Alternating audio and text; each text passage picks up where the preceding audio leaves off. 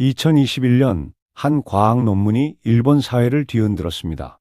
일본 전역에서 수천 명의 DNA를 분석한 대규모 연구 결과 홋카이도 사람들의 유전자 속에 지금도 특별한 흔적이 남아있다는 사실이 밝혀졌습니다. 그것은 단순한 차이가 아니라 일본 열도의 최초 거주민이 남긴 유전적 계보였습니다. 만약 일본은 단일 민족이 아니라 서로 다른 뿌리를 가진 사람들이 함께 만들어 온 나라라고 말씀드린다면 믿으시겠습니까? 그리고 그 처음의 사람들이 오랫동안 이름조차 지워진 채 살아왔다면 말입니다. 더 놀라운 사실은 그들이 불과 몇십 년 전까지만 해도 학교에서 자신의 언어를 썼다는 이유로 차별을 받았고 조상의 땅에서 쫓겨났으며 교과서에서조차 존재가 지워졌다는 점입니다. 우리가 일제강점기 속에서 민족 말살 정책을 겪던 바로 그 시기, 일본 정부는 자국 안에서도 같은 일을 벌이고 있었습니다. 어쩌면 더 오래, 더 깊게 말입니다. 오늘 우리가 만날 사람들은 아이누족입니다.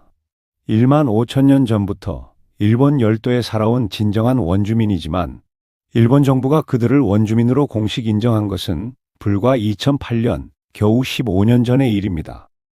그해 일본은 여전히 이들의 존재를 부정하고 있었습니다. 하지만 일본이 끝내 지울 수 없었던 것이 하나 있습니다. 바로 DNA입니다.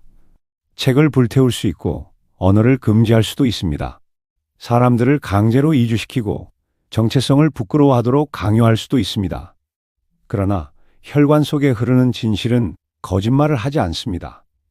오늘 저희는 과학이 어떻게 역사의 거짓을 드러냈는지, 그리고 지워진 사람들이 어떻게 다시 자신의 목소리를 되찾고 있는지를 함께 살펴보려 합니다. 이것은 단순히 일본의 이야기가 아닙니다. 권력이 어떻게 역사를 왜곡하는지, 그리고 진실이 결국 어떤 방식으로든 세상에 드러나는지를 보여주는 이야기입니다. 우리 한국인들에게도 결코 남의 일이 아닌 깊은 울림을 주는 이야기입니다. 일부 과학이 밝혀낸 충격적 진실. 이야기는 2021년에 한 연구실에서 시작됩니다. 도쿄대학교와 이화학연구소의 과학자들은 일본 전역에서 수집한 3,200개 이상의 DNA 샘플을 분석하고 있었습니다. 비유럽 인구로는 사상 최대 규모의 유전자 연구였습니다. 연구팀은 7년이라는 긴 시간 동안 이 프로젝트를 준비하고 실행했습니다. 그들은 최첨단 기술인 전체 게놈 시퀀싱을 사용했습니다. 이것은 사람의 유전 암호를 구성하는 30억 개의 DNA 문자를 하나하나 읽어내는 기술입니다. 그들은 마치 30억 글자로 쓰인 책을 처음부터 끝까지 읽는 것과 같습니다. 이 책에는 한 사람의 모든 유전 정보가 조상이 누구였는지, 어디서 왔는지, 어떤 특성을 가졌는지가 모두 기록되어 있습니다. 연구팀은 일본 열도 전역에서 샘플을 수집했습니다. 홋카이도에서부터 오키나와까지, 대도시에서부터 외딴 어촌 마을까지 그들은 가능한 한 다양한 지역과 배경을 가진 사람들의 DNA를 모았습니다. 이렇게 해야만 일본인의 진짜 유전적 다양성을 파악할 수 있었기 때문입니다. 그리고 그들이 발견한 것은 일본 사회를 뒤흔들 진실이었습니다. 먼저 일본이 유전적으로 균질한 국가라는 오랜 신화가 완전히 무너졌습니다.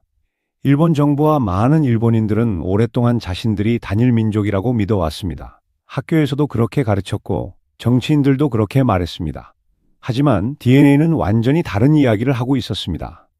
연구 결과 현대 일본인은 최소한 3개의 주요 유전적 그룹의 혼합이었습니다. 가장 오래된 조몬인, 나중에 들어온 야요이인, 그리고 더 나중에 유입된 동아시아 대륙의 여러 집단들이었습니다. 일본인은 단일 민족이 아니라 수천 년에 걸친 이주와 혼합의 결과였던 것입니다. 더욱 놀라운 발견은 홋카이도에서 나왔습니다. 일본 최북단의 이 섬에서는 무려 44%의 주민이 조몬형 유전자를 가지고 있었습니다. 이것은 1만 5천 년 전 일본 열도의 최초 거주민들의 DNA였습니다. 비교해보면 도쿄나 오사카 같은 본토의 대도시에서는 조몬형 유전자가 10% 미만에 불과했습니다. 무슨 의미일까요? 홋카이도에는 아직도 고대 일본인의 혈통이 강하게 남아있다는 뜻입니다. 본토에서는 거의 사라진 유전자가 홋카이도에서는 거의 절반의 사람들에게서 발견되는 것입니다. 연구팀은 더 깊이 파고들었습니다. 그들은 이 조몬형 유전자가 현대 아이누족과 어떤 관계가 있는지 조사했습니다. 결과는 충격적이었습니다. 아이누족은 조몬인의 유전자를 70에서 80% 보유하고 있었습니다. 반면 현대 일본인은 평균적으로 10에서 15% 정도만 가지고 있었습니다. 이것이 의미하는 바는 명확했습니다. 아이누족은 일본 열도의 최초 거주민의 직계 후손이었던 것입니다. 그들은 살아있는 역사였습니다. 수천 년 전 일본 열도를 처음 밟았던 사람들의 피가 그들의 혈관에 흐르고 있었습니다. 더욱 놀라운 사실은 이 DNA가 일본을 넘어 훨씬 더 넓은 지역과 연결되어 있다는 것이었습니다. 연구팀이 아이누족의 DNA를 세계 각지의 다른 민족들과 비교했을 때 놀라운 패턴이 드러났습니다. 아이누족의 유전자는 시베리아의 여러 원주민 부족들과 유사점을 보였습니다. 추코트족, 코랴크족, 이텔멘족 같은 시베리아 극동 지역의 민족들과 유전적 연결고리가 있었습니다. 더 놀라운 것은 태평양을 건너 북아메리카 원주민들과도 연결되어 있다는 점이었습니다. 알래스카의 이누이트족, 캐나다 서부 해안의 여러 원주민 부족들과도 먼 유전적 친족 관계가 발견되었습니다. 이것은 무엇을 의미할까요? 과학자들은 이렇게 설명합니다. 약 1만 5천 년에서 2만 년 전, 지구는 빙하기였습니다. 바다의 많은 물이 얼음으로 변해 해수면이 지금보다 훨씬 낮았습니다. 그때는 시베리아와 알래스카 사이에 베링기아라는 육교가 있었습니다. 오늘날에는 베링 해협으로 물에 잠겨 있지만 그때는 걸어서 건널 수 있는 땅이었습니다. 고대의 인류 집단이 아시아에서 이 육교를 건너 아메리카 대륙으로 이동했습니다. 이들이 바로 아메리카 원주민의 조상이 됩니다. 그리고 이 고대 이주 물결의 일부가 남쪽으로 내려와 일본 열도에 정착했던 것입니다. 아이누족은 바로 이 고대 이주민들의 후손이었습니다. 다시 말해 아이누족의 DNA는 마치 타임캡슐처럼 빙하기 시대의 대이동을 기록하고 있었던 것입니다. 그들의 혈관을 흐르는 피 속에는 대륙을 횡단한 조상들의 여정이 얼어붙은 땅을 건넸던 용기가 새로운 세계를 발견했던 모험이 담겨 있었습니다. 연구는 또한 아이누족이 가진 특별한 유전적 특징들을 밝혀냈습니다. 첫째, 그들은 극한의 추위를 견디게 해주는 특별한 유전자를 가지고 있었습니다. 이 유전자들은 체온 조절, 지방 대사, 혈액순환 등에 영향을 미쳐서 영하 30도를 넘나드는 홋카이도의 겨울을 견딜 수 있게 해주었습니다. 이것은 수천 년에 걸친 자연 선택의 결과였습니다. 추위에 약한 사람들은 살아남기 어려웠고 추위에 강한 유전자를 가진 사람들이 살아남아 자손을 남겼던 것입니다. 둘째, 그들은 특정 북극 질병에 저항하는 면역 체계를 가지고 있었습니다. 극지방 환경에는 독특한 병원균들이 있습니다. 아이누족의 조상들은 수천 년 동안 이런 환경에 노출되면서 면역 체계가 진화했습니다. 다른 민족이라면 치명적일 수 있는 질병도 아이누족에게는 큰 위협이 되지 않았던 이유가 여기에 있었습니다. 셋째, 그들은 날생선과 해양 포유류를 주식으로 하는 식단에 최적화된 신진대사를 가지고 있었습니다. 아이누족의 전통 식단은 연어, 청어, 물개, 고래 등 해산물이 중심이었습니다. 그들의 DNA에는 이런 고지방, 고단백 해양 식단을 효율적으로 처리할 수 있는 유전자 변이가 있었습니다. 일반적인 농경민이라면 건강에 문제가 생길 수 있는 식단도 아이누족에게는 완벽하게 맞았던 것입니다. 가장 결정적인 증거는 Y 염색체 하플로그룹 D1B라는 유전자 표지였습니다. Y 염색체는 아버지에서 아들로만 전달됩니다. 따라서 Y 염색체를 분석하면 아버지 계통의 조상이 누구였는지, 어디서 왔는지를 추적할 수 있습니다. 하플로그룹은 Y 염색체의 특정 패턴을 나타내는 것으로 각 하플로그룹은 수만 년 전에 분기된 인류의 서로 다른 계통을 나타냅니다. D1B 하플로그룹은 동아시아에서는 극히 드뭅니다. 중국, 한국, 몽골, 동남아시아 대부분의 지역에서 이 하플로그룹은 거의 발견되지 않습니다. 현대 일본인 중에서도 소수만이 가지고 있습니다. 그런데 아이누족 남성의 약 80%가 이 D1B 하플로그룹을 가지고 있습니다. 이것은 마치 살아있는 화석을 발견한 것과 같습니다. D1B는 약 6만 년 전에 다른 하플로그룹들과 분리된 매우 고대의 계통입니다. 이 하플로그룹은 현재 세계에서 세 곳에서만 높은 빈도로 발견됩니다. 아이누족, 티베트 고원의 일부 민족, 그리고 인도양 안다만 제도의 원주민들입니다. 이 세 지역은 지리적으로 멀리 떨어져 있지만 한 가지 공통점이 있습니다. 모두 지리적으로 고립되어 있어서 외부와의 유전적 교류가 적었다는 점입니다. 과학자들은 이렇게 추론합니다. D 하플로그룹을 가진 고대 인류 집단이 아시아 전역에 널리 퍼져 있었습니다. 하지만 나중에 농경 문화를 가진 새로운 인구 집단들이 아시아 대부분 지역으로 확산되면서 기존의 D 하플로그룹 인구를 대체했습니다. 오직 고립된 지역에서만 이 고대 하플로그룹이 살아남았던 것입니다. 아이누족이 바로 그런 경우였습니다. 그들은 일본 열도의 북쪽 끝 홋카이도라는 외딴 섬에 고립되면서 수천 년 전의 유전자를 거의 그대로 보존할 수 있었습니다.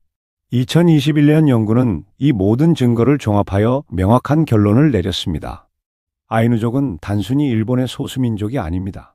그들은 일본 열도의 최초 거주민인 조몬인의 직계 후손이며 그들의 유전적 유산하는 1만 5천 년 이상을 거슬러 올라갑니다. 그들의 DNA는 다른 어디에서도 찾을 수 없는 고대 인류의 역사를 담고 있습니다. 과학은 명확하게 말하고 있었습니다. 이 사람들은 일본의 소수민족이 아닙니다. 그들이야말로 진짜 원주민이었습니다. 현대 일본인들은 나중에 들어온 이주민들의 후손이고 아이누족이야말로 이 땅의 진정한 주인이었던 것입니다. 그런데 이토록 중요한 사람들이 왜 역사에서 거의 지워졌을까요? 그들은 누구이며 어떻게 살았을까요? 그리고 왜 일본 정부는 150년 동안 그들의 존재를 부정하려 했을까요? 제2부 1만 5천 년의 주인들 아이누는 누구인가? 아이누라는 단어는 그들의 언어로 단순히 인간을 의미합니다. 이것은 우연이 아닙니다. 많은 원주민 부족들이 자신들을 부르는 이름은 그냥 사람 또는 인간을 의미합니다. 왜냐하면 그들의 세계관에서 그들 자신이 바로 진정한 인간, 이 땅의 주인이었기 때문입니다. 그들을 처음 본 유럽 탐험가들은 깜짝 놀랐습니다. 1600년대 후반 네덜란드 탐험가들이 처음 홋카이도에 발을 디뎠을 때 그들은 자신들의 눈을 믿을 수 없었습니다. 이 사람들은 그들이 지금까지 만났던 다른 아시아인들과 전혀 달라 보였습니다. 깊게 들어간 눈, 두껍고 물결치는 머리카락, 그리고 유럽인처럼 풍성한 수염을 가지고 있었습니다. 남성들은 아시아인 기준으로는 믿을 수 없을 만큼 털이 많았습니다. 가슴, 팔, 다리에 풍성한 채모가 있었습니다. 1800년대에 더 많은 유럽인들이 아이누족을 만나게 되면서 그들의 기원에 대한 다양한 이론들이 제시되었습니다. 일부 학자들은 그들이 코카서스 인종의 후손이라고 주장했습니다. 어떻게든 유럽에서 기원한 사람들이 수천 년 전에 아시아로 이주했고 일본 한가운데 고립되었다는 것이었습니다. 어떤 이들은 더 극단적인 주장을 했습니다. 아이누족이 잃어버린 유대인 부족의 후손이라거나 심지어 아틀란티스의 생존자들이라는 황당한 이론까지 나왔습니다. 하지만 과학은 훨씬 더 놀라운 진실을 밝혀냈습니다. 그들은 유럽인도 잃어버린 부족도 아니었습니다. 그들은 현대 일본인들보다, 현대 한국인들보다, 현대 중국인들보다 훨씬 더 오래전부터 이 땅에 살았던 최초의 거주민이었던 것입니다. 그들의 독특한 외모는 유럽 혈통이 아니라 다른 이유에서 나온 것이었습니다. 현대 동아시아인들이 공유하는 특정 신체적 특징들, 예를 들어 몽골 주름이라 불리는 눈꺼풀의 특징 같은 것은 사실 비교적 최근에 약 1만 년에서 2만 년 전 사이에 진화한 것입니다. 아이누족은 이런 특징들이 진화하기 전에 이미 분리된 고대 인류 집단의 후손이었기에 현대 동아시아인들과 다르게 보였던 것입니다. 그렇다면 아이누족은 어떻게 살았을까요? 1만 5천 년 동안 그들은 세계에서 가장 혹독한 환경 중 하나에서 번성했습니다. 겨울이면 영하 30도 아래로 떨어지고 눈이 2m 이상 쌓이는 홋카이도의 환경은 대부분의 사람들에게는 생존하기 힘든 곳이었습니다. 하지만 아이누족은 그곳을 집으로 만들었습니다. 그들은 치세라고 불리는 전통 가옥에서 살았습니다. 나무 기둥과 대나무, 갈대로 만든 이 집들은 단순해 보이지만 놀라울 정도로 실용적이었습니다. 두꺼운 지붕은 눈과 비를 막아주었고 중앙의 화덕은 혹독한 겨울을 견딜 수 있게 해주었습니다. 집 내부의 연기는 천장의 틈새로 빠져나갔는데 이 연기가 지붕을 건조하게 유지하고 해충을 쫓아주는 역할도 했습니다. 그들의 옷은 대부분 나무 껍질로 만들어졌습니다. 아투시라고 불리는 이 옷감은 느릅나무 내피를 물에 담갔다가 두들겨서 부드럽게 만든 것이었습니다. 여기에 정교한 자수를 놓아 아름다운 문양을 만들었습니다. 이 문양들은 단순한 장식이 아니었습니다. 각각의 문양에는 의미가 있었고 악령을 쫓고 행운을 부르는 주술적 기능이 있다고 믿었습니다. 아시아의 나머지 지역이 농업을 발전시키는 동안 아이누족은 훨씬 더 어려운 것을 마스터했습니다. 아급권 야생에서의 생존이었습니다. 그들은 계절에 따라 움직였습니다. 봄이 오면 강으로 가서 연어를 잡았습니다. 홋카이도의 강들은 봄과 가을이면 산란을 위해 올라오는 연어로 가득 찼습니다. 아이누족은 마레크라는 작살과 그물을 이용해 연어를 잡았고 잡은 연어는 말리거나 훈제해서 겨울을 대비했습니다. 여름이면 산으로 가서 산나무를 캐고 사슴을 사냥했습니다. 그들은 활과 화살, 덫을 이용한 사냥의 달인이었습니다. 사슴 사냥은 단순히 고기를 얻기 위한 것만이 아니었습니다. 사슴 가죽은 옷과 신발을 만드는 데 사용되었고 뼈와 뿔은 도구를 만드는 재료가 되었습니다. 아이누족은 사냥한 동물의 모든 부분을 활용했습니다. 낭비하는 것은 동물의 영혼에 대한 모욕이라고 생각했기 때문입니다. 가을이 되면 다시 강으로 돌아가 연어를 잡고 겨울을 대비해 도토리와 다른 견과류를 모았습니다. 겨울은 주로 집에서 보냈습니다. 긴 겨울밤 동안 그들은 이야기를 나누고 노래를 부르고 다음 해를 위한 도구를 만들었습니다. 그들의 전체 세계관은 카무이라는 믿음으로 가득 차 있었습니다. 카무이는 신 또는 영혼을 의미합니다. 아이누족은 모든 것에 영혼이 있다고 믿었습니다. 나무, 강, 바위, 산, 바람, 불, 그리고 모든 동식물에게 카무이가 있었습니다. 그 중에서도 가장 중요한 카무이는 키문 카무이, 즉 산의 신이었습니다. 이것은 바로 불곰을 말합니다.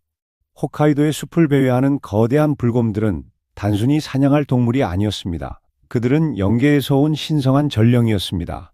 아이누족은 곰이 신들의 세계에서 곰 가죽을 걸치고 인간 세계로 방문한 신이라고 믿었습니다.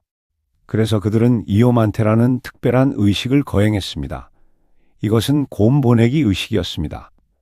아이누족은 어린 새끼 곰을 잡아와 1에서 2년 동안 마을에서 키웠습니다. 마을 사람들은 새끼 곰을 마치 자신의 아이처럼 돌보았습니다. 여성들은 새끼 곰에게 젖을 먹이기까지 했습니다. 아이들은 새끼 곰과 함께 놀았습니다. 하지만 곰이 다 자라면 그들은 이오만테 의식을 거행했습니다. 마을 전체가 모여 며칠 동안 축제를 벌였습니다. 춤을 추고 노래를 부르고 곰에게 최고의 음식을 대접했습니다. 그리고 마지막 날 그들은 곰을 죽였습니다. 이것은 잔인한 행위가 아니었습니다. 아이누족의 세계관에서 이것은 신성한 의식이었습니다. 그들은 곰의 영혼을 곰 가죽이라는 옷에서 해방시켜 신들의 세계로 돌려보낸다고 믿었습니다. 곰의 영혼은 인간들이 베푼 환대에 감사하며 신들의 세계로 돌아가 다른 신들에게 인간 세계가 얼마나 좋은 곳인지 이야기할 것이라고 믿었습니다. 곰의 고기와 가죽은 마을 사람들에게 나누어졌습니다. 이것은 신이 인간들에게 베푼 선물이었습니다. 곰의 두개골은 정성스럽게 장식되어 마을 입구에 놓였습니다. 이것은 신에 대한 존경의 표시였고 동시에 다른 곰 신들을 마을로 초대하는 신호였습니다. 강도 마찬가지였습니다. 강은 단순한 수원이 아니라 와카우시 카무이, 즉 물의 신이었습니다. 아이누족은 강물을 마시기 전에 감사의 기도를 올렸습니다. 강에서 물고기를 잡을 때도 필요한 만큼만 잡았습니다. 탐욕스럽게 너무 많이 잡으면 강에 신이 노할 것이라고 믿었기 때문입니다. 불도 카무이였습니다. 아페우치 카무이라고 불리는 불의 여신은 집안의 화덕에 살면서 가족을 지켜주었습니다. 아이누족은 화덕의 불을 절대 꺼지지 않게 유지했습니다. 불이 꺼지면 여신이 떠나고 집안에 불행이 찾아온다고 믿었기 때문입니다. 이런 믿음은 단순한 미신이 아니었습니다. 이것은 자연과 조화롭게 사는 지혜였습니다.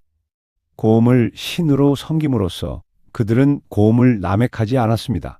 강을 신성하게 여김으로써 그들은 강을 오염시키지 않았습니다. 모든 동식물에 영혼이 있다고 믿음으로써 그들은 자연을 존중하고 필요한 만큼만 취했습니다. 이것이 바로 아이누족이 1만 5천 년 동안 한 땅에서 지속 가능하게 살 수 있었던 비결이었습니다. 그들은 자연을 정복하려 하지 않고 그 일부가 되었습니다. 아이누족의 문화에는 또 하나의 특징이 있었습니다. 바로 여성의 문신이었습니다. 사춘기가 되면 아이누 소녀들은 입 주위에 문신을 받기 시작했습니다. 이것은 여러 해에 걸쳐 조금씩 진행되었습니다. 문신을 놓는 것은 매우 고통스러운 과정이었습니다. 자작나무 껍질을 태워 만든 숯을 가시나무 가지에 묻혀서 피부에 찔러 넣는 방식이었습니다.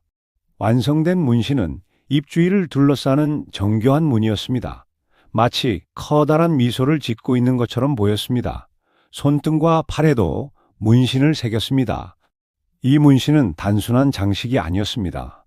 아이누족은 이 문신이 사후에 자신들을 저승으로 안전하게 인도할 것이라고 믿었습니다. 문신이 없는 여성은 사후에 혼령의 세계로 들어갈 수 없다고 여겨졌습니다. 따라서 문신은 여성이 온전한 아이누인이 되기 위한 필수적인 통과 의례였습니다. 문신은 또한 미의 상징이기도 했습니다. 정교한 문신을 가진 여성은 아름답다고 여겨졌고 좋은 배우자감으로 인정받았습니다. 남성들도 독특한 외모를 가지고 있었습니다. 그들은 풍성한 수염을 기르는 것을 자랑스럽게 여겼습니다. 아이누 남성들은 사춘기부터 수염을 기르기 시작했고 평생 동안 자르지 않았습니다. 어떤 노인들은 가슴까지 내려오는 긴 수염을 가지고 있었습니다. 이 수염도 단순한 패션이 아니었습니다. 아이누족은 수염이 영혼과 생명력의 상징이라고 믿었습니다. 수염이 긴 남성은 강한 영혼을 가진 사람으로 존경받았습니다. 아이누족은 또한 풍부한 구전문학 전통을 가지고 있었습니다. 그들은 유카라라는 서사시를 가지고 있었습니다. 이것은 엄청나게 긴 이야기 시로 영웅들의 모험, 신들의 이야기, 세계의 창조 등을 노래했습니다. 가장 긴 유카라는 암송하는데 며칠이 걸렸습니다. 유카라는 단순히 이야기가 아니었습니다. 이것은 아이누족의 역사이자 철학이며 세계관이었습니다. 유카라를 통해 아이누 사람들은 자신들이 누구인지, 어디서 왔는지, 어떻게 살아야 하는지를 배웠습니다. 겨울의 긴 밤 동안 가족들은 화덕 주위에 모여 앉아 유카라를 들었습니다. 노인들이 리듬감 있는 음조로 유카라를 암송하면 젊은이들은 경청했습니다. 이렇게 해서 지식과 전통이 한 세대에서 다음 세대로 전해졌습니다. 그들은 또한 우에페케레라는 산문 이야기와 카무이 유카라라는 신들의 노래도 가지고 있었습니다. 이 모든 구전 문학은 아이누어로 전승되었고 그들의 언어와 문화를 유지하는 핵심이었습니다. 아이누어 자체도 독특했습니다. 아이누어는 일본어와 전혀 다릅니다. 문법 구조가 다르고 어휘가 다르며 발음도 다릅니다. 언어학자들은 아이누어가 어떤 다른 언어 계통에도 속하지 않는 고리버라고 분류합니다. 일본어, 한국어, 중국어, 몽골어 등 주변의 어떤 언어와도 유전적 관계가 없는 완전히 독립적인 언어입니다. 이것은 아이누족이 얼마나 오래전부터 다른 민족들과 분리되어 있었는지를 보여줍니다. 언어가 완전히 독립적으로 발전할 수 있을 만큼 긴 시간 동안 고립되어 있었던 것입니다. 아이누어에는 자연과 관련된 어휘가 특히 풍부했습니다. 눈을 표현하는 단어만 해도 여러 개였습니다. 갓 내린 눈, 며칠 된 눈, 얼었다 녹은 눈, 눈보라, 쌀아기 눈 등을 모두 다른 단어로 표현했습니다. 이것은 그들의 삶이 자연과 얼마나 밀접하게 연결되어 있었는지를 보여줍니다. 이것이 바로 아이누족이었습니다. 1만 5천 년 동안 가장 혹독한 환경 중 하나에서 번성했던 사람들, 자연을 정복하지 않고 그 일부가 되었던 사람들, 풍부한 문화와 깊은 영성을 가진 사람들, 그들은 평화롭게 살았습니다. 전쟁을 거의 하지 않았고 복잡한 계급 체계도 없었습니다. 그들의 사회는 비교적 평등했고 여성도 상당한 권한을 가지고 있었습니다. 하지만 이 모든 것이 변하기 시작합니다. 남쪽에서 새로운 사람들이 오기 시작했기 때문입니다.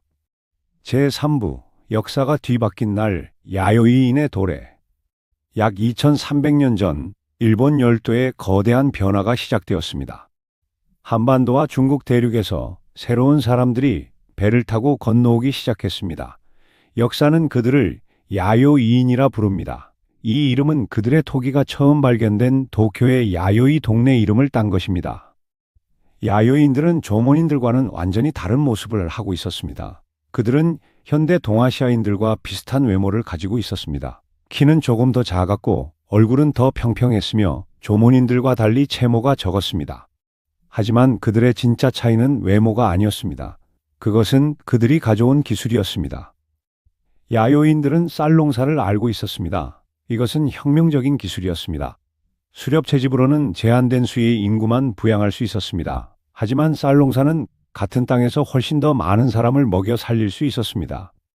그들은 또한 금속 도구를 가지고 있었습니다. 청동기와 철기는 조몬인들의 돌 도구보다 훨씬 효율적이었습니다. 나무를 베고 땅을 갈고 무기를 만드는 모든 면에서 금속 도구가 압도적으로 우수했습니다. 그리고 그들은 직조 기술도 가지고 있었습니다. 나무 껍질로 만든 아투시 옷감보다 훨씬 부드럽고 다양한 배 옷감을 짤 수 있었습니다. 처음에는 두 집단이 공존했을 것입니다. 고고학적 증거를 보면 야요이인들이 처음 도착한 규슈 북부에서는 조몬식 토기와 야요이식 토기가 같은 유적지에서 발견됩니다. 이것은 두 집단이 같은 지역에서 살았음을 의미합니다. 아마도 그들은 교역을 했을 것입니다. 야요이인들은 쌀과 금속 도구를 제공하고 조몬인들은 사냥한 고기와 모피, 산에서 채집한 약초 등을 제공했을 것입니다. 때로는 결혼도 했을 것입니다. 유전자 분석에서 현대 일본인이 조몬 DNA를 10에서 15% 정도 가지고 있다는 것은 이런 혼혈이 일어났음을 보여줍니다. 하지만 시간이 지나면서 균형이 깨지기 시작했습니다. 쌀 농사는 인구 폭발을 가능하게 했습니다. 안정적인 식량 공급은 더 많은 아이들을 낳고 기를 수 있게 했습니다. 야요이인들의 인구는 기하급수적으로 증가했습니다. 반면 수렵 채집에 의존하는 조몬인들의 인구는 제한적일 수밖에 없었습니다. 숲과 강이 부양할 수 있는 인구에는 한계가 있었기 때문입니다. 인구가 증가하면서 야요인들은 더 많은 땅이 필요했습니다. 그들은 점점 더 내륙으로, 북쪽으로 확장해 나갔습니다. 그들이 새로운 지역에 도착할 때마다 그곳에 살던 조몬인들은 선택을 해야 했습니다. 일부는 야요이인들과 섞였습니다. 그들은 농사를 배우고 야요이식 생활 방식을 받아들이고 결국 야요이 공동체에 흡수되었습니다. 이들의 조몬 유전자는 야요이 인구에 섞여 들어갔지만 압도적인 야요이 인구 속에서 희석되었습니다. 다른 이들은 저항했습니다. 중국의 역사서인 위서 외인전에는 일본 열도에서 전쟁이 일어났다는 기록이 있습니다. 아마도 이것은 조몬인들과 야요이인들 사이의 충돌이었을 것입니다. 하지만 청동과 철무기를 가진 야요이인들을 상대로 돌과 나무 무기를 가진 조몬인들이 이길 수는 없었습니다.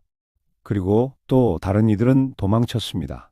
그들은 야요이인들이 오지 않는 곳, 쌀 농사에 적합하지 않은 곳으로 피했습니다. 산 깊숙이, 그리고 점점 더 북쪽으로. 이 과정은 수백 년에 걸쳐 천천히 진행되었습니다. 규슈에서 시작된 야요이 문화는 점점 동쪽으로 퍼져나갔습니다. 혼슈의 서부, 그 다음 중부, 마침내 동부까지 그들이 지나간 자리에는 논이 생겨났고 농경 마을이 세워졌으며 조몬인들의 수렵 채집 생활 방식은 사라졌습니다. 유전자 증거는 이 과정이 얼마나 철저했는지를 보여줍니다. 혼슈의 대부분 지역에서 조몬 유전자는 거의 완전히 사라졌습니다. 현대 일본인, 특히 도쿄나 오사카 같은 중부와 서부 지역 사람들의 DNA를 보면 조몬 유전자는 10% 미만입니다. 90% 이상이 야요이인과 그 이후의 대륙 이주민들의 유전자입니다. 이것은 정복이었습니다. 비록 느린 정복이었지만 결과는 명확했습니다. 1만 년 이상 일본 열도를 지배했던 조몬인들은 대부분의 지역에서 사라졌습니다. 하지만 북쪽으로 갈수록 이야기는 달라졌습니다. 야요이인들이 혼슈를 따라 북상하면서 그들은 점점 더 어려움을 겪기 시작했습니다. 북부 혼슈의 기후는 쌀 농사에 그리 적합하지 않았습니다. 여름은 짧고 겨울은 길었습니다. 쌀은 온대 작물이기 때문에 충분히 긴 생장기가 필요했는데 북쪽으로 갈수록 그것이 보장되지 않았습니다. 그리고 홋카이도에 이르러서는 쌀 농사가 거의 불가능했습니다. 홋카이도는 혼슈보다 훨씬 더 춥습니다. 겨울은 6개월 가까이 지속되고 눈이 몇 미터씩 쌓입니다. 여름도 짧고 서늘합니다. 이런 기후에서는 쌀이 제대로 자랄 수 없었습니다. 더구나 홋카이도는 산악지형이 많았습니다. 평평한 논을 만들 수 있는 땅이 제한적이었습니다. 토양도 화산재가 많아 쌀 농사의 최적이 아니었습니다. 야요인들은 더 이상 북상하지 않았습니다. 그들의 생활 방식이 통하지 않는 땅이었기 때문입니다. 일부는 홋카이도 남단에 정착을 시도했지만 대규모 이주는 일어나지 않았습니다. 그리고 그곳에서 놀라운 일이 일어났습니다. 일본의 나머지 지역이 대규모 유전적 교체를 겪는 동안 홋카이도의 조몬인들은 거의 그대로 남았습니다. 그들은 계속해서 수렵 채집 생활을 했고 그들의 언어를 말했으며 그들의 문화를 유지했습니다. 이것은 우연이 아니었습니다. 야요이인들이 가져온 농경 문화는 온난한 기후에서만 성공할 수 있었습니다. 홋카이도의 혹독한 환경에서는 오히려 조몬인들의 수렵 채집 생활 방식이 더 효율적이었습니다. 연어, 사슴, 산나물, 그리고 바다 표범 같은 해양 포유류가 풍부했던 홋카이도에서는 농사를 지을 필요가 없었습니다. 이렇게 해서 아이누족은 유전적 타임캡슐이 되었습니다. 남쪽의 친척들이 야요이인들과 섞여 결국 현대 일본인의 조상이 되는 동안 홋카이도의 조몬인들은 유전적으로 순수하게 남았습니다. 그들은 일본의 원래 유전적 유산의 수호자가 되었습니다. 다른 곳에서는 사라지고 있던 DNA를 보존했습니다. 2000년 이상 이러한 배치는 효과가 있었습니다. 남쪽에서는 야요리 문화가 발전했습니다. 쌀농사는 더 많은 인구를 부양했고, 더 많은 인구는 더 복잡한 사회를 가능하게 했습니다. 계급이 생겨났고, 지배자가 나타났으며 결국 국가가 형성되었습니다. 3세기경이 되면 일본 열도에 최초의 국가들이 등장합니다.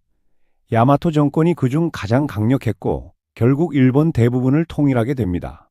이들은 한반도 및 중국과 활발하게 교류했고 불교와 한자 같은 대륙 문화를 받아들였습니다.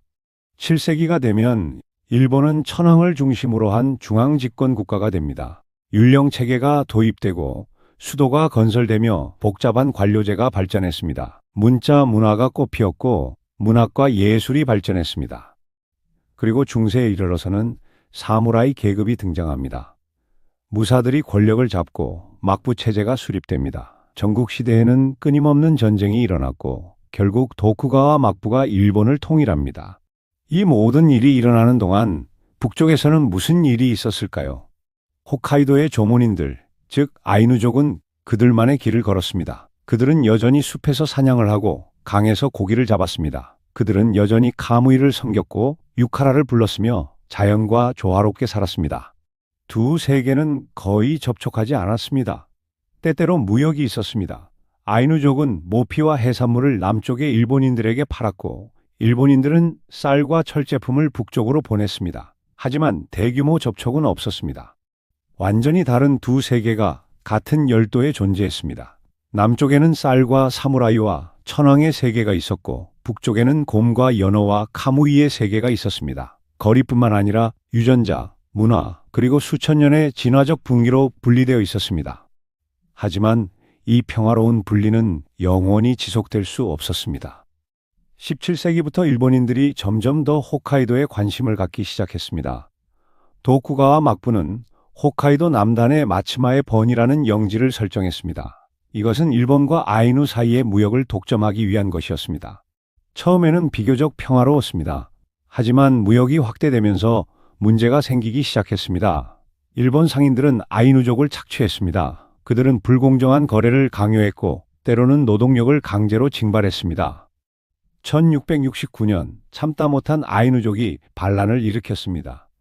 샤쿠샤인이라는 아이누 족장이 이끈 이 반란은 처음에는 성공적이었습니다. 아이누 전사들은 일본인 정착촌을 공격했고 상당한 피해를 입혔습니다. 하지만 결국 일본군의 압도적인 화력 앞에 패배했습니다. 샤쿠샤인은 속임수로 평화회담에 유인되어 살해되었습니다. 이후 아이누족의 대규모 저항은 사실상 불가능해졌습니다. 그래도 아직까지는 아이누족이 대부분의 홋카이도를 지배하고 있었습니다. 일본인들은 주로 남부 해안 지역에만 정착해 있었고 내륙과 북부는 여전히 아이누족의 땅이었습니다. 하지만 결국 그 야요이 쌀농사꾼들의 후손들은 아이누족이 이전에 결코 만난 적 없는 무언가로 발전하게 됩니다.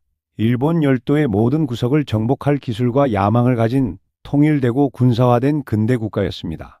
그리고 그 순간이 왔을 때 아이누족의 1만 5천 년 유전적 유산은 지금까지 가장 큰 위협에 직면하게 됩니다. 제4부 말살의 역사, 메이지 정부의 잔혹한 정책. 1868년 일본에서 극적인 변화가 일어났습니다. 250년 동안 일본을 지배하던 도쿠가와 막부가 무너지고 메이지 천황이 권력을 되찾았습니다. 이것을 메이지 유신이라고 부릅니다. 이것은 단순한 정권 교체가 아니었습니다. 일본 사회 전체를 뿌리부터 바꾸는 혁명이었습니다. 새로운 메이지 정부의 지도자들은 원대한 비전을 가지고 있었습니다. 그들은 유럽과 미국의 강대국들과 어깨를 나란히 할 수 있는 하나의 통일되고 현대적인 국가를 만들고 싶어 했습니다. 당시 일본은 200년 이상 쇄국 정책을 유지하다가 1853년 미국의 페리 제독에 의해 강제로 개항당했습니다. 일본인들은 서양의 압도적인 군사력과 기술력에 충격을 받았습니다. 그들은 빠르게 근대화하지 않으면 중국처럼 서양 열강에 의해 식민지가 될 것이라고 두려워했습니다. 그래서 메이지 정부는 부국강병을 국가 목표로 삼았습니다. 나라를 부유하게 만들고 군사를 강화한다는 뜻입니다. 그들은 서양의 기술과 제도를 적극적으로 도입했습니다. 철도를 건설하고 공장을 세우고 근대적 군대를 조직했습니다. 그리고 그들에게는 이 모든 것을 위한 자원이 필요했습니다. 석탄, 목재, 광물, 그리고 농경지, 그리고 이 모든 자원이 풍부한 곳이 있었습니다. 바로 홋카이도였습니다. 1869년 메이지 정부는 개척사라는 기관을 설립하고 홋카이도의 본격적인 개발에 착수했습니다. 그들은 홋카이도를 일본의 새로운 변경으로 미국의 서부처럼 개척해야 할 황무지로 보았습니다. 하지만 문제가 있었습니다. 홋카이도는 황무지가 아니었습니다. 거기에는 이미 사람들이 살고 있었습니다. 1만 5천 년 동안 그 땅을 집으로 삼아온 아이누족이 있었습니다. 아이누족은 메이지 지도자들의 완벽한 근대 국가 그림에 맞지 않았습니다. 그들은 다르게 보였습니다. 그들은 완전히 다른 언어를 사용했습니다. 그들은 메이지 지도자들이 당혹스러울 만큼 원시적이라고 여긴 생활 방식을 살고 있었습니다. 더구나 그들이 일본의 근대화 계획을 위해 절실히 필요로 했던 자원이 풍부한 거대한 섬 홋카이도를 점유하고 있었습니다. 메이지 정부는 선택에 직면했습니다. 이 불편한 원주민들을 어떻게든 통합할 방법을 찾거나 그들을 사라지게 만들 방법을 찾는 것이었습니다. 그들은 후자를 선택했습니다. 1899년 정부는 홋카이도 구토인 보호법이라는 법을 통과시켰습니다. 구토인은 옛 땅 사람이라는 뜻으로 아이누족을 지칭하는 멸시적인 용어였습니다. 법의 이름은 보살피고 보호하는 것처럼 들렸지만 실제 내용은 정반대였습니다. 이 법은 실제로 문화 말살의 청사진이었습니다. 먼저 그들은 땅을 빼앗았습니다. 아이누족에게 땅은 단순히 재산이 아니었습니다. 그것은 정체성의 일부였습니다. 각 아이누 공동체는 그들의 이오르라는 전통적 영역을 가지고 있었습니다. 이것은 강유역을 중심으로 한 지역으로 여기서 그들은 사냥하고 낚시하고 채집했습니다.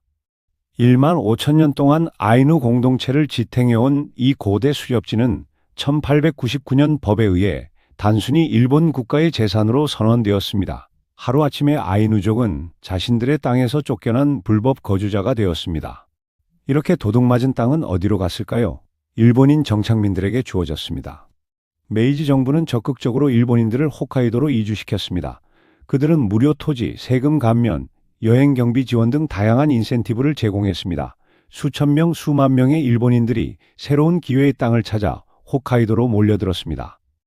그들이 정착한 곳은 바로 아이누족에게서 빼앗은 땅이었습니다. 아이누족이 수천 년 동안 사냥하던 숲은 베어졌고 그 자리에 논과 밭이 들어섰습니다. 아이누족이 고기를 잡던 강은 댐으로 막혔고 그 물은 일본인 농장으로 흘러갔습니다. 1869년에 홋카이도의 일본인 인구는 약 5만 8천 명이었습니다. 1920년이 되자 이 숫자는 230만 명으로 폭증했습니다. 반세기 만에 40배 증가한 것입니다. 반면 아이누 인구는 급격히 감소했습니다. 1850년대에는 약 2만 명 정도로 추정되었던 아이누 인구가 1920년대에는 1만 6천 명으로 줄어들었습니다. 전염병, 영양실조, 그리고 생활 방식의 강제적 변화가 이런 인구 감소를 초래했습니다. 하지만 메이지 정부는 땅을 빼앗는 것만으로는 충분하지 않다고 생각했습니다. 그들은 아이누족의 정체성 자체를 지우고 싶어 했습니다. 1899년 법은 아이누 아이들에게 일본어로 교육을 받을 것을 의무화했습니다. 이것은 듣기에는 좋게 들릴 수 있습니다. 교육의 기회를 준다는 것이니까요. 하지만 실제로는 문화적 제노사이드였습니다. 아이누 아이들은 가족으로부터 강제로 떼어내져 일본 학교로 보내졌습니다. 그곳에서 그들은 아이누어를 사용했다는 이유로 구타를 당했습니다. 말 그대로 매를 맞았습니다. 교사들은 막대기나 회초리를 들고 있었습니다. 아이누 단어가 아이의 입술을 벗어날 때마다 교사는 그 막대기로 아이를 때렸습니다. 손바닥을, 손등을, 때로는 머리를 때렸습니다. 한 아이누 생존자는 나중에 이렇게 회상했습니다. 나는 학교에서 끊임없이 매를 맞았습니다. 아이누어로 말할 때마다, 아이누식 이름으로 친구를 부를 때마다, 심지어 아이누어로 생각하는 것 같다는 이유로도 맞았습니다. 나는 내가 누구인지를 부끄러워하도록 배웠습니다. 학교에서 아이들은 일본 역사를 배웠습니다. 하지만 그 역사에 아이누족은 없었습니다. 아니, 있다면 야만인이나 미개한 원시인으로 묘사되었습니다. 교과서는 일본인 개척자들이 빈 홋카이도를 개척하고 문명화했다고 가르쳤습니다. 아이들은 일본 이름을 받았습니다. 전통적인 아이누 이름은 금지되었습니다. 예를 들어 시시람카라는 아름다운 아이누 이름을 가진 소녀는 스즈키 하나코가 되어야 했습니다. 그들은 일본 옷을 입도록 강요받았습니다. 전통적인 아투시 옷은 학교에 입고 올 수 없었습니다. 아이누 문양이 새겨진 옷을 입고 오면 더럽다, 야만적이다라는 말을 들었고 다른 아이들의 놀림감이 되었습니다. 그들은 자신들의 유산에 대한 모든 것이 부끄럽고 잘못된 것이라고 배웠습니다. 그들의 언어는 조잡하다. 그들의 문화는 미개하다. 그들의 조상은 게으르고 무지하다고 가르쳤습니다. 이것은 단순한 교육이 아니었습니다. 이것은 정신적 학대였습니다. 이것은 한 민족 전체에게 자기 혐오를 가르치는 조직적 시도였습니다. 그리고 이것은 효과가 있었습니다. 많은 아이누 아이들은 자라서 자신의 아이들에게 아이누어를 가르치지 않았습니다. 그들은 자식들이 자신들처럼 고통받기를 원하지 않았습니다. 일본인처럼 되어라. 그래야 차별받지 않는다고 가르쳤습니다. 이렇게 해서 언어는 한 세대에서 다음 세대로 전승되지 않았습니다. 수천 년 동안 이어져 내려온 언어가 단 몇십 년 만에 소멸 위기에 처했습니다. 하지만 문화 말살은 여기서 그치지 않았습니다. 1918년 또 다른 법이 통과되었습니다. 이 법은 전통적인 아이누 의례와 관습을 금지했습니다. 수천 년 동안 아이누 여성들이 해왔던 신성한 문신은 금지되었습니다. 정부는 이것을 야만적이고 비문명적이라고 선언했습니다. 문신을 새기는 것은 불법이 되었고 문신을 한 여성들은 공공장소에서 조롱과 차별을 받았습니다. 이오만테, 즉 곰보내기 의식도 금지되었습니다. 정부는 이것을 잔인한 동물 학대라고 규정했습니다. 아이누족이 이것이 신성한 종교 의식이며 곰을 존중하는 방식이라고 아무리 설명해도 소용이 없었습니다. 그들을 조상들과 연결해 주던 다른 영적 의식들도 하나하나 불법화되었습니다. 카무이에게 기도를 올리는 의식, 조상의 영혼을 기리는 제사, 심지어 전통악기를 연주하는 것까지도 규제를 받았습니다. 많은 아이누인들은 전통적인 수렵채집 생활 방식을 버리고 농사를 짓도록 강요받았습니다. 1899년 법은 각 아이누 가정에 소량의 땅을 할당했습니다. 정부는 이것을 관대한 조치라고 선전했습니다. 우리는 원주민들에게 땅을 주고 있습니다. 라고 말했습니다. 하지만 잔인한 반전이 있었습니다. 첫째, 할당된 땅의 크기는 터무니없이 작았습니다. 한 가정당 약 5헥타르, 즉 5만 제곱미터가 전부였습니다. 이것은 전통적으로 아이누 공동체가 사용하던 광대한 수렵지에 비하면 아주 작은 조각에 불과했습니다. 둘째, 그들이 받은 땅은 종종 최악의 가장 척박한 땅이었습니다. 일본인 정착민들이 원하지 않는 땅이었습니다. 산비탈의 돌투성이 땅, 늪지 또는 경작하기 힘든 화산재 토양이었습니다. 셋째, 이 땅은 농사를 지어야만 소유권을 유지할 수 있었습니다. 수렵채집 생활을 계속하면 땅을 빼앗겼습니다. 아이누족은 그들이 전혀 경험이 없는 농경 생활을 하도록 강요받았습니다. 그 결과는 예측 가능했습니다. 많은 아이누 가정이 농사에 실패했습니다. 그들은 쌀이나 채소를 재배하는 법을 몰랐습니다. 그들의 조상들은 1만 5천 년 동안 농사를 지은 적이 없었습니다. 게다가 그들에게 할당된 척박한 땅에서는 숙련된 농부라도 성공하기 어려웠습니다. 실패한 가정들은 땅을 잃었습니다. 그 땅은 즉시 일본인 정착민들에게 팔렸습니다. 많은 아이누인들은 토지 없는 빈민이 되었고 일본인 농장이나 어장에서 낮은 임금의 노동자로 일해야 했습니다. 빈곤은 다른 문제들을 야기했습니다. 영양실조, 질병, 알코올 중독이 아이누 공동체를 황폐화시켰습니다. 전통적 생활 방식을 잃어버리고 새로운 생활에 적응하지 못한 많은 아이누인들이 절망에 빠졌습니다. 정부는 역사 자체까지 다시 썼습니다. 일본 교과서는 단순히 아이누족을 이야기해서 지워버렸습니다. 홋카이도는 1869년 이전에는 사실상 무인도였다고 가르쳤습니다. 용감한 일본 개척자들이 황무지를 개척하고 문명을 가져왔다는 것이 공식 역사였습니다. 아이누족이 언급될 때는 항상 과거형이었습니다. 그들은 옛날에 홋카이도에 살았던 원시 부족으로 묘사되었습니다. 마치 그들이 이미 멸종한 것처럼. 실제로는 여전히 수만 명이 살아 있었는데도 말입니다. 박물관이 세워졌지만 그곳에서 아이누족은 마치 선사시대의 유물처럼 전시되었습니다. 그들의 도구와 옷이 유리 상자 안에 놓였고 설명문은 이것이 미개한 원시인들이 사용하던 물건이라고 말했습니다. 이 모든 것의 목표는 명확했습니다. 아이누족을 역사에서 지우는 것이었습니다. 그들이 존재했다는 사실 자체를 부정하는 것이었습니다. 20세기 중반에 이르러 아이누 문화는 거의 멸종 직전이었습니다. 언어는 심각한 위기에 처했습니다. 1950년대가 되자 아이누어를 유창하게 구사하는 사람은 대부분 60대 이상의 노인들 뿐이었습니다. 젊은 세대는 학교에서 일본어만 배웠고 집에서도 점점 더 일본어를 사용했습니다. 부모들이 의도적으로 자식들에게 아이누어를 가르치지 않았기 때문입니다. 전통 지식도 사라지고 있었습니다. 어떤 약초가 어떤 병을 치료하는지, 어느 계절에 어느 산나물을 채취해야 하는지, 동물을 추적하는 법, 날씨를 예측하는 법 -2 모든 지혜가 전수할 수 없게 된 장로들이 세상을 떠나면서 함께 사라지고 있었습니다. 전통 공예도 쇠퇴했습니다. 아투시 직조, 나무 조각, 자수 -, 이런 기술들을 가진 사람들이 점점 줄어들었습니다. 젊은이들은 이런 것을 배우는 대신 공장에서 일하거나 일본식 직업을 가졌습니다. 음악과 춤도 잊혀지고 있었습니다. 유카라를 외울 수 있는 사람이 거의 없었습니다. 전통악기를 연주할 수 있는 사람도 드물었습니다. 조상들이 수천 년 동안 불렀던 노래들이 침묵 속으로 사라지고 있었습니다. 무엇보다도 정체성 자체가 위기에 처했습니다. 많은 아이누인들은 자신이 아이누라는 사실을 숨겼습니다. 그들은 일본식 이름을 사용했고 일본어만 말했으며 일본인처럼 행동했습니다. 왜냐하면 아이누로 사는 것은 차별과 가난과 멸시를 의미했기 때문입니다. 부모들은 자식들에게 절대 내가 아이누라고 말하지 마라고 가르쳤습니다. 결혼할 때도 상대방 가족에게 아이누 혈통을 숨겼습니다. 아이누 혈통이 알려지면 결혼이 깨지는 일이 흔했기 때문입니다. 일부 아이누 여성들은 문신을 제거하기 위해 고통스러운 수술을 받았습니다. 그들은 자신들의 얼굴에 새겨진 정체성의 표시가 부끄러웠습니다. 그것이 자랑스러운 유산이 아니라 굴욕의 낙인처럼 느껴졌습니다. 많은 아이누인들 스스로가 자신들의 문화가 운명을 다했다고 믿었습니다.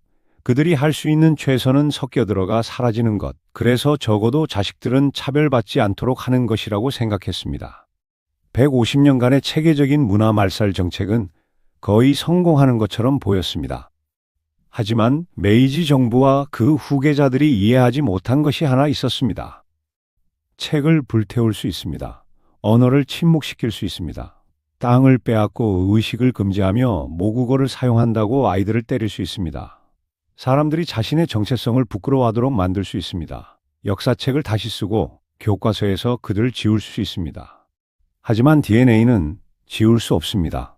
모든 아이누인의 세포 깊은 곳에 그들이 진정 누구인지에 대한 유전적 진실이 완벽하게 보존되어 있었습니다. 1만 5천 년의 역사가, 빙하기 시대의 이주가, 고대 일본의 기억이 모두 그들의 DNA에 새겨져 있었습니다. 과학이 마침내 그들의 이야기를 읽을 수 있게 될 그날을 기다리면서 제오부, 부활의 길, 현대 아이누의 투쟁과 희망. 2008년 6월 6일 일본 국회에서 역사적인 일이 일어났습니다. 1세기가 넘는 부정 끝에 일본 정부는 마침내 불과 수십 년 전만 해도 불가능해 보였던 일을 했습니다. 그들은 아이누족을 일본의 원주민으로 공식 인정하는 결의안을 통과시켰습니다. 결의안은 이렇게 명시했습니다. 정부는 아이누족을 선주민족으로 인정한다. 선주민족, 즉 인디지너스 피플. 이것은 아이누족이 일본 열도의 최초 거주민이라는 것을 일본 정부가 공식적으로 인정한다는 의미였습니다. 이것은 엄청난 일이었습니다. 생각해 보십시오. 2008년이면 베이징 올림픽이 열렸던 해입니다. 21세기에 들어선 지 이미 8년이 지난 시점이었습니다. 그때까지 일본 정부는 자국의 원주민을 인정하지 않고 있었던 것입니다. 이 인정이 오기까지 아이누 활동가들은 수십 년을 싸워야 했습니다. 1970년대부터 새로운 세대의 아이누 활동가들이 등장하기 시작했습니다. 그들은 부모 세대와 달랐습니다. 부모들은 살아남기 위해 아이누 정체성을 숨겼지만 이 젊은 세대는 오히려 그것을 드러내고 자랑스러워하기로 결정했습니다. 1984년 아이누 협회는 유엔에 청원서를 제출했습니다. 그들은 국제사회에 자신들의 상황을 알렸습니다. 일본이 자국의 원주민을 어떻게 대하고 있는지, 어떤 차별이 계속되고 있는지를 폭로했습니다. 이것은 일본 정부에 큰 압박이 되었습니다. 일본은 국제사회에서 선진국, 인권을 존중하는 민주국가로 인정받고 싶어 했습니다. 하지만 자국의 원주민을 인정하지 않고 차별하고 있다는 사실이 알려지면서 국제적 비판을 받기 시작했습니다. 1997년 아이누 문화진흥법이 통과되었습니다. 이것은 1899년에 악명 높은 홋카이도 구토인 보호법을 마침내 폐지하는 것이었습니다. 거의 100년 만입니다.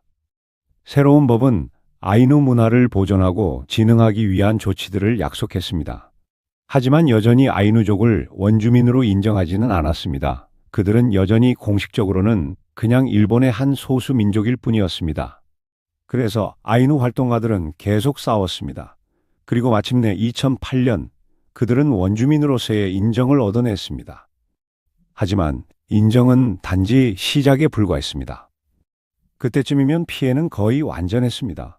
1만 5천 년의 지혜를 담고 있던 언어는 10명도 안 되는 원어민 화자로 줄어들었고 그들 모두 고령이었습니다. 2000년대 초반의 한 조사에 따르면 아이누어를 매우 잘 구사하는 사람은 불과 15명 정도였고 그들의 평균 연령은 70대 후반이었습니다. 이것은 무엇을 의미할까요?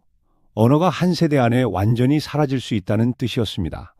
지구상에서 가장 혹독한 환경 중 하나에서 인간이 생존할 수 있게 도왔던 전통 지식은 다음 세대를 가르칠 수 없게 된 마지막 장로들이 세상을 떠나면서 사라지고 있었습니다. 어떤 약초가 상처를 치료하는지, 어떻게 동물의 발자국을 읽는지, 날씨의 변화를 예측하는 법, 지속 가능한 사냥의 원칙 -2, 모든 지혜가 매년 한 노인이 세상을 떠날 때마다 조금씩 사라지고 있었습니다. 세상을 이해하는 완전한 하나의 방식이 영원히 사라질 위기에 처해 있었습니다. 하지만 놀라운 일이 일어나기 시작했습니다. 과학이 아이누인들의 놀라운 유전적 유산을 밝혀내는 바로 그 순간, 새로운 세대의 아이누 활동가들이 자신들로부터 빼앗긴 것을 되찾기 위해 일어서고 있었습니다. 젊은 아이누 예술가들이 등장하기 시작했습니다.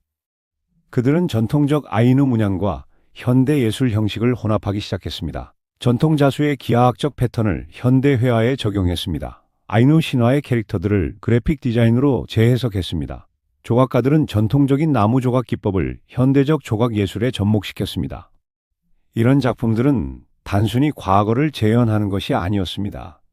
그들은 아이누 문화가 여전히 살아있고 진화하고 현대와 대화할 수 있다는 것을 보여주었습니다. 그들의 작품은 우리는 박물관의 유물이 아니다. 우리는 살아있는 문화다라고 외쳤습니다. 음악가들도 나섰습니다. 우포포라고 불리는 전통 아이누 합창이 부활하기 시작했습니다.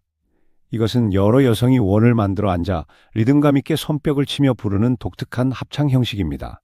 오래된 녹음에 보존된 조각들로부터 이 음악을 재구성했습니다. 일부 음악가들은 전통 악기를 다시 만들고 연주법을 배웠습니다. 톤콜이라는 오현의 발연악기, 무쿨이라는 입으로 연주하는 작은 악기, 이런 악기들의 소리가 수십 년 만에 다시 울려 퍼지기 시작했습니다. 그리고 일부는 전통음악과 현대음악을 융합하기 시작했습니다. 록, 힙합, 전자음악의 아이누 전통 선율을 섞었습니다. 영원히 침묵할 뻔했던 멜로디에 새로운 생명을 불어넣었습니다. 아마도 가장 중요한 것은 언어 부활 프로그램이 생겨나기 시작했다는 점입니다. 언어학자들은 몇 안 남은 원어민 화자들과 협력하기 시작했습니다. 그들은 노인들이 말하는 것을 녹음하고 단어 하나하나를 기록하고 문법을 분석했습니다. 그들은 사전을 만들었습니다. 아이누어 일본어 사전, 아이누어 영어 사전. 이것은 단순한 번역 도구가 아니었습니다. 이것은 지식의 보관소였습니다. 각 단어는 단순히 의미뿐만 아니라 사용 예문, 문화적 맥락, 관련 민담까지 포함했습니다. 교육 자료도 개발되었습니다. 초보자를 위한 아이누어 교과서, 어린이를 위한 그림책, 심지어 스마트폰 앱까지. 젊은 아이누인들이 조부모 세대가 사용하는 것을 금지당했던 단어들을 이제는 휴대폰으로 배울 수 있게 되었습니다. 홋카이도 대학교에는 아이누 언어문화연구센터가 설립되었습니다. 이곳에서는 학부생과 대학원생들이 아이누어를 전공으로 공부할 수 있습니다. 세계에서 유일하게 아이누어로 석사학위를 받을 수 있는 곳입니다. 일부 공립학교에서도 아이누어 수업이 제공되기 시작했습니다. 비록 선택 과목이고 소수의 학생만 수강하지만 이것은 상징적으로 중요했습니다. 한때 학교에서 아이누어를 사용하면 매를 맞았습니다. 이제는 학교에서 아이누어를 가르칩니다.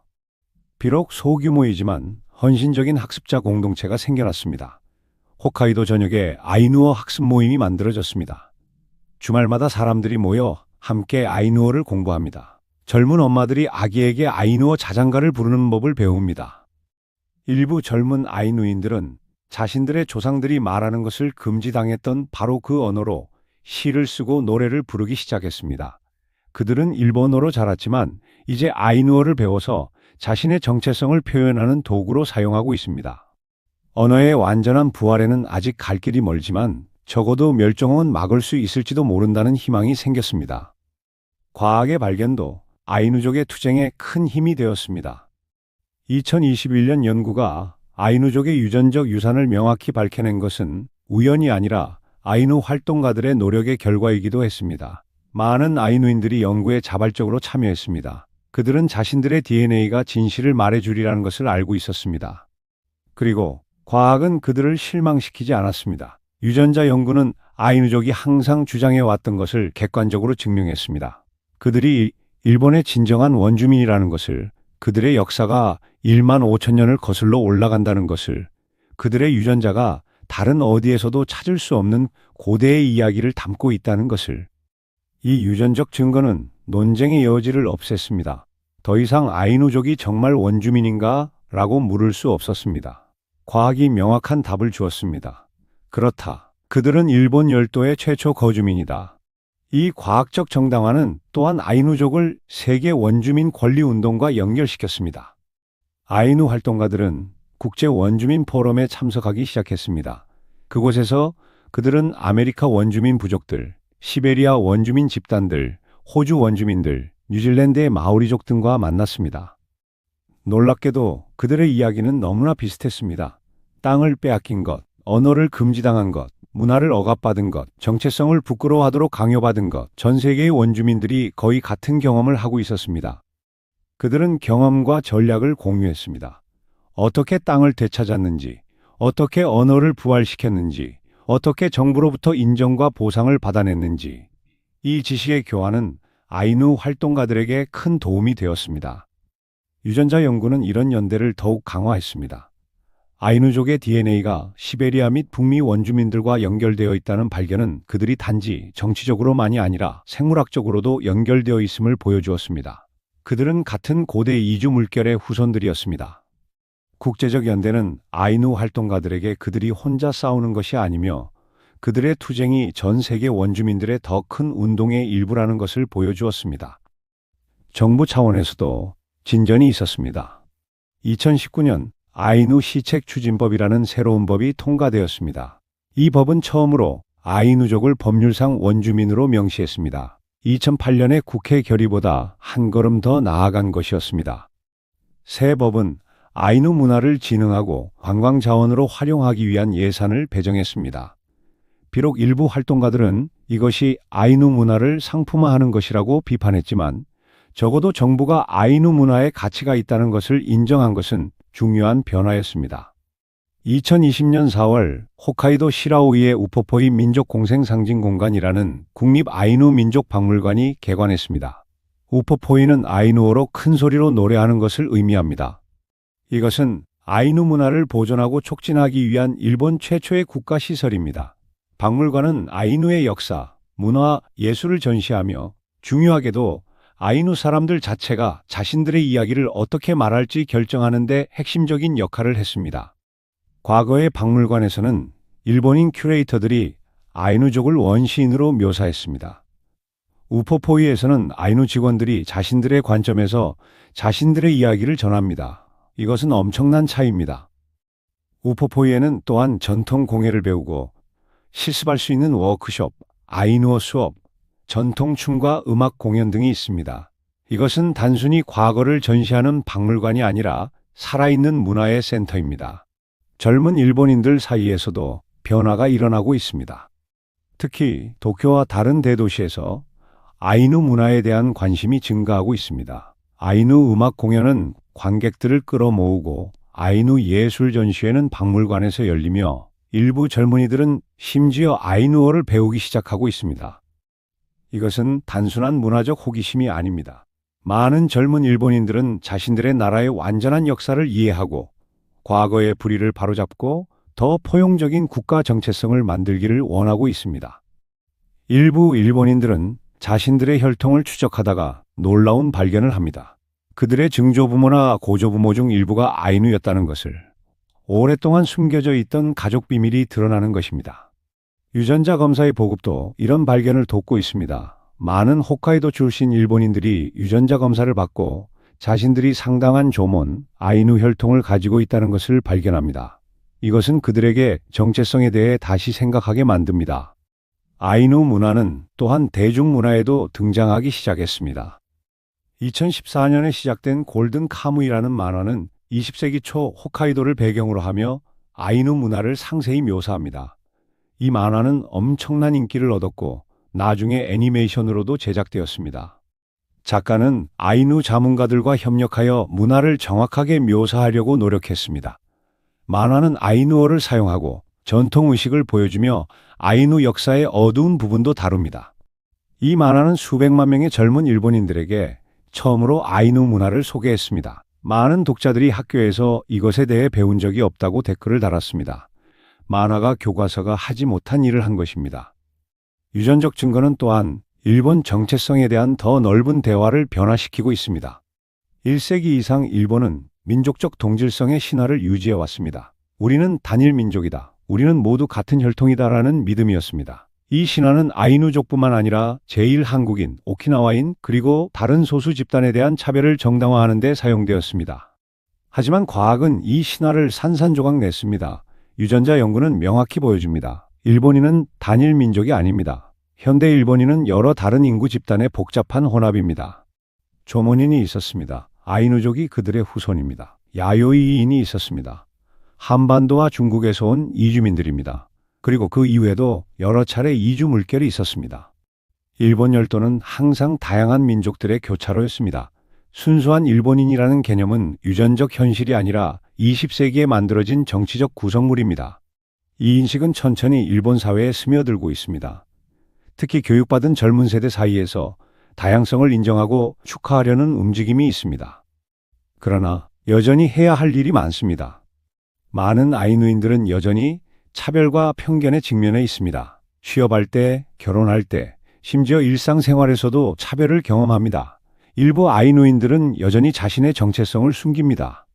빈곤율은 일반 일본인보다 높습니다. 교육 성취도는 더 낮습니다. 건강지표도 더 나쁩니다. 150년간의 체계적 억압의 영향은 하루아침에 사라지지 않습니다. 언어는 여전히 심각하게 위협받고 있습니다. 2020년대 초반 기준으로 완전히 유창한 원어민 화자는 10명 미만으로 추정됩니다. 모두 80대 이상의 노인들입니다. 학습자들이 늘고 있지만 그들 중 누구도 아직 진정한 원어민 수준에 도달하지 못했습니다. 많은 전통 지식도 이미 영원히 사라졌습니다. 특정 의례, 특정 공예기술, 특정 노래들은 마지막으로 그것을 알던 사람이 세상을 떠나면서 함께 사라졌습니다. 정부의 지원도 여전히 불충분합니다. 우포포이의 건설은 좋은 시작이었지만 실질적인 토지 반환이나 경제적 보상은 거의 이루어지지 않았습니다. 많은 아이누 활동가들은 정부가 문화적 측면에만 관심이 있고 경제적 정치적 권리에는 소극적이라고 비판합니다. 그러나 희망이 있습니다.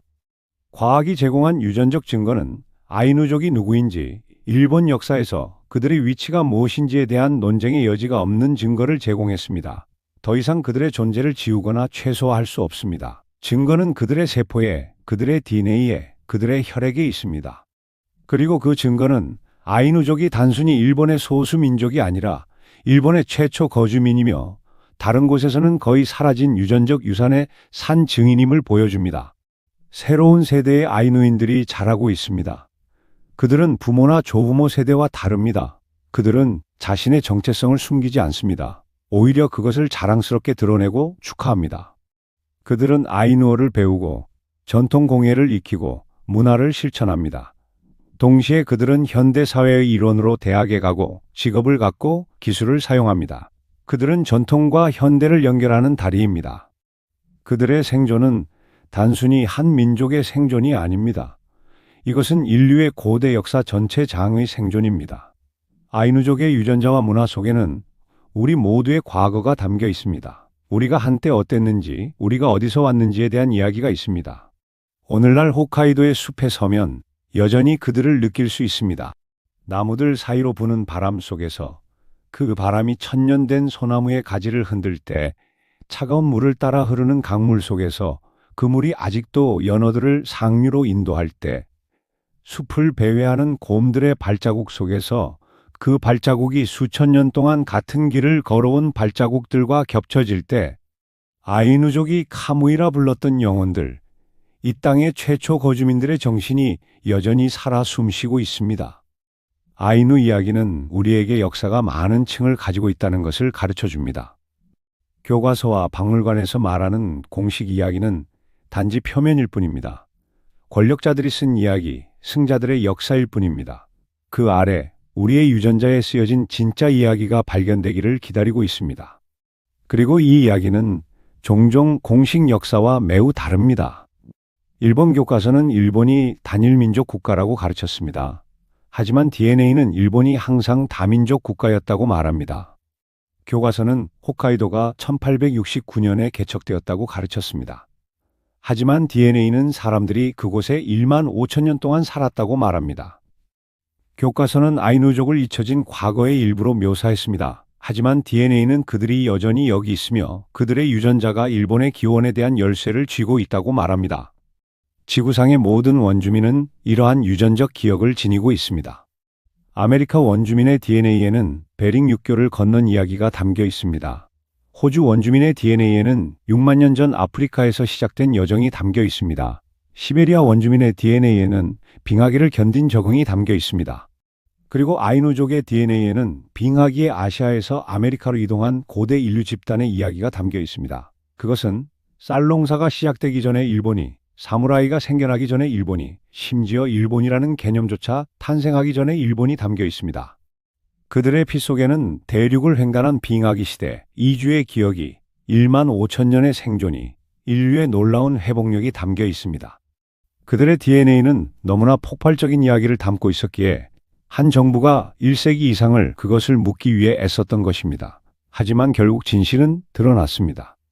아이누 이야기는 또한 말살과 생존, 상실과 회복의 이야기이기도 합니다. 그것은 권력이 역사를 어떻게 다시 쓰려고 시도할 수 있는지를 보여줍니다. 어떻게 정부가 한 민족 전체를 역사에서 지우려 할 수 있는지를, 어떻게 교육 시스템이 아이들에게 자신의 정체성을 부끄러워하도록 가르칠 수 있는지를. 하지만 그것은 또한 진실이 어떻게 살아남는지를 보여줍니다. 책이 불태워지고 언어가 침묵당하고 사람들이 강제로 이주당해도 진실은 가장 예상치 못한 장소에서 마이너스 우리의 세포 자체에서 마이너스 보존됩니다. 여러분, 우리 한국인들에게 이 이야기는 특별한 울림이 있습니다. 우리도 우리의 언어를 빼앗길 뻔했습니다. 일제강점기 동안 한국어 사용이 금지되었습니다. 우리 아이들도 학교에서 일본식 이름을 강요받았습니다. 우리의 역사도 왜곡되었습니다. 하지만 우리는 살아남았습니다. 우리의 언어는 살아남았습니다. 우리의 문화는 살아남았습니다. 아이누족도 마찬가지입니다. 그들도 살아남았습니다. 비록 큰 피해를 입었지만 그들은 여전히 여기 있습니다. 그들의 언어는 위험에 처해 있지만 아직 죽지 않았습니다. 그들의 문화는 약해졌지만 여전히 살아 있습니다. 그리고 그들의 DNA는 절대 거짓말을 하지 않습니다. 그것은 그들이 누구인지, 그들이 어디서 왔는지에 대한 부정할 수 없는 증거입니다. 오늘날 아이누인들의 투쟁은 계속되고 있습니다. 그들은 자신들의 언어를 되살리고 있습니다. 한 단어씩, 한 문장씩 거의 침묵할 뻔했던 언어에 다시 생명을 불어넣고 있습니다. 그들은 자신들의 문화를 보존하고 있습니다. 전통 공예를 배우고 옛 노래를 부르고 의례를 실천하고 있습니다. 동시에 그 문화를 현대화하고 진화시키고 21세기에 맞게 만들고 있습니다. 그들은 자신들의 권리를 위해 싸우고 있습니다. 토지 반환을, 경제적 보상을, 정치적 대표를 요구하고 있습니다. 그들은 단순히 문화적 인정만으로는 충분하지 않다는 것을 알고 있습니다. 진정한 정의는 실질적인 권리와 자원을 필요로 합니다. 그들은 젊은 세대에게 가르치고 있습니다. 조상들이 누구였는지, 그들이 무엇을 성취했는지, 그리고 그들의 유산이 얼마나 귀중한지를, 자신이 아이누라는 것을 자랑스러워하는 새로운 세대를 키우고 있습니다. 그리고 과학은 그들 편에 있습니다. 2021년 연구는 시작에 불과했습니다. 앞으로 더 많은 연구가 진행될 것입니다. 더 많은 유전자 분석이, 더 많은 고고학적 발굴이, 더 많은 과학적 증거가 나올 것입니다. 모든 새로운 연구는 아이누족이 항상 알고 있었던 것을 확인할 것입니다. 그들은 이 땅의 최초 거주민이며 그들의 이야기는 일본 역사의 필수적인 부분입니다. 아이누족의 이야기는 우리에게 중요한 교훈을 줍니다. 첫째, 정체성은 지울 수 없다는 것입니다.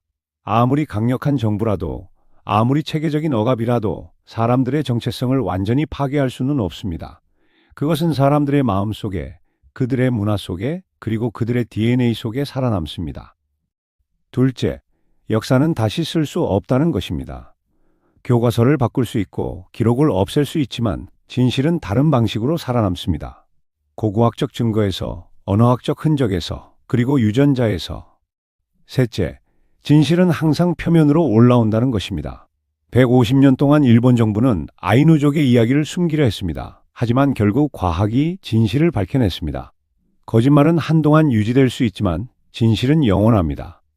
그리고 아마도 가장 중요한 것은 아이누 이야기가 우리에게 다양성의 가치를 상기시켜 준다는 것입니다. 세계는 하나의 문화, 하나의 언어, 하나의 생활 방식으로 균질화됨으로써 더 나아지지 않습니다. 그것은 차이를 축하하고 다수의 관점을 존중하며 과거의 지혜를 보존함으로써 더 나아집니다. 아이누족은 1만 5천 년 동안 가장 혹독한 환경 중 하나에서 번성했습니다. 그들은 자연과 조화롭게 사는 법을 알았습니다. 그들은 지속 가능한 생활의 모델을 제시합니다. 그들은 모든 생명을 존중하는 세계관을 가지고 있습니다. 이러한 교훈들은 오늘날 그 어느 때보다 중요합니다. 기후변화, 생물 다양성 손실, 환경 파괴의 시대에 우리는 아이누족 같은 원주민들의 지혜를 필요로 합니다. 그들은 대지를 착취하지 않고 대지와 함께 사는 법을 알고 있습니다. 그들은 미래 세대를 생각하며 행동하는 법을 알고 있습니다. 그들은 우리 모두가 더 큰 생명의 그물의 일부라는 것을 이해합니다. 미래를 내다볼 때 아이누족의 운명은 여전히 불확실합니다. 그들의 언어가 완전히 부활할 수 있을까요? 이것은 아직 알 수 없습니다. 완전한 언어 부활은 극히 어렵습니다.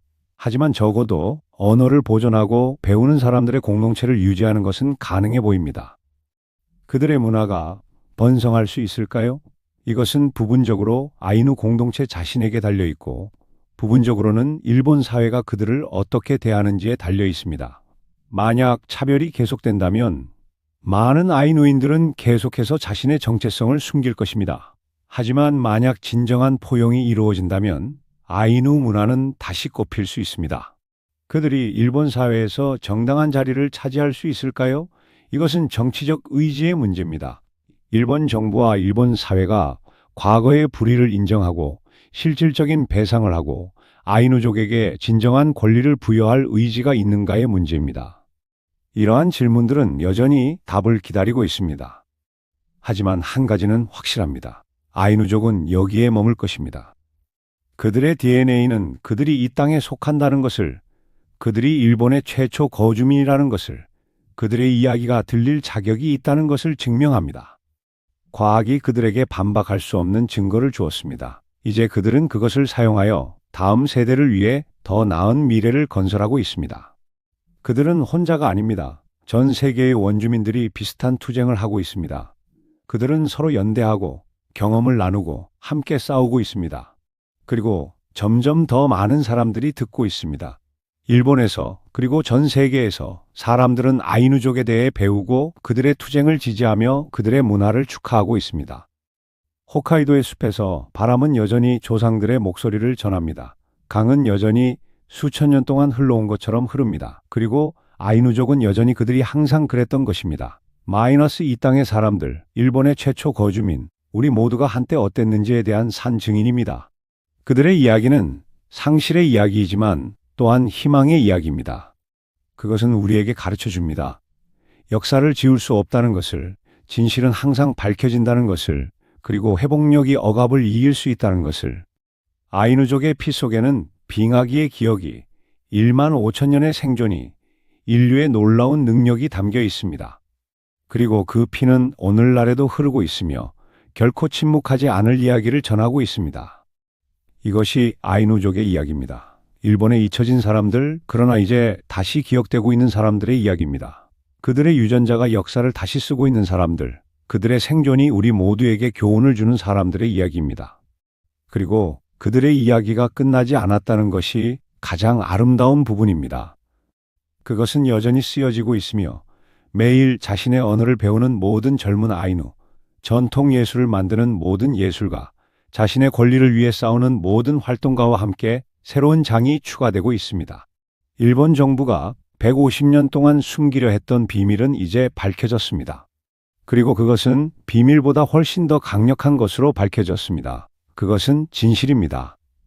피 속에 새겨진 진실, 유전자에 쓰여진 진실, 절대 지울 수 없는 진실입니다. 감사합니다.